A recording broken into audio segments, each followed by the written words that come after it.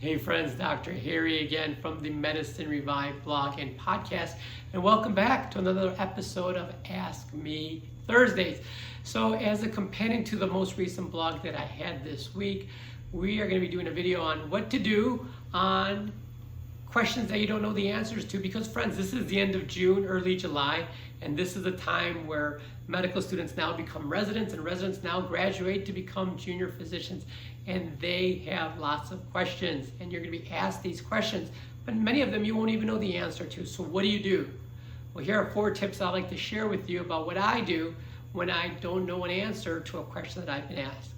Well, the first thing is, number 1 is, I don't know is not an answer. I don't know is not even an option. It should be off the table for you. Because friends, as physicians, we are leaders by default. So the answer of I don't know is a quick and easy dismissive way of the person asking the question. It should be off the table. What you should say instead is, well, I don't have enough information about that, but here's what I do know. And that, my friends, is very, very powerful.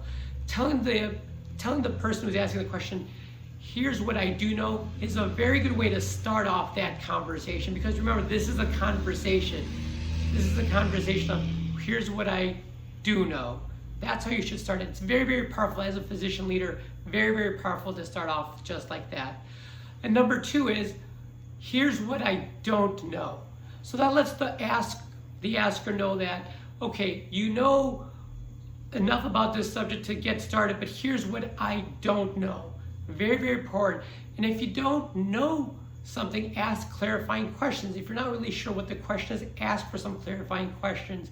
Very, very powerful, friends. That's very, very powerful, because you have to be open, honest, and transparent about what you do know of a subject and what you don't know. And this is especially powerful if you're being asked of your opinion, rather than if you ask very specific questions such as, what's a dose of ceftriaxone for meningitis? That's different, rather than being asked a question about your opinion, such as, do you think there's going to be a secondary wave this fall from COVID-19? That's an opinion question. It's an opportunity for you to answer what you do know, as we said in the first part of the talk today, and here's what you don't know. Here's some more questions that you don't know. Very, very powerful.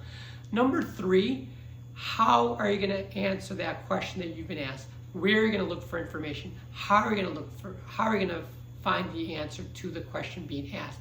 And that's very important, friends, because this generation, as every subsequent generation, they are far better at getting information than we may be. This generation is very tech savvy and they know how to get information. They can get access to that information very, very quick. A lot of times what they're asking for is they want to know your thought process. What is your journey? What resources do you use? What is your thinking about answering that specific question? That's what you should be focusing on. Show them your thought process. Show them the journey. Share your resources with them. That's what they're looking for. Very rarely is it just the question. Now's the time to showcase yourself as somebody who's thinking about a problem, a leader, which is what you are.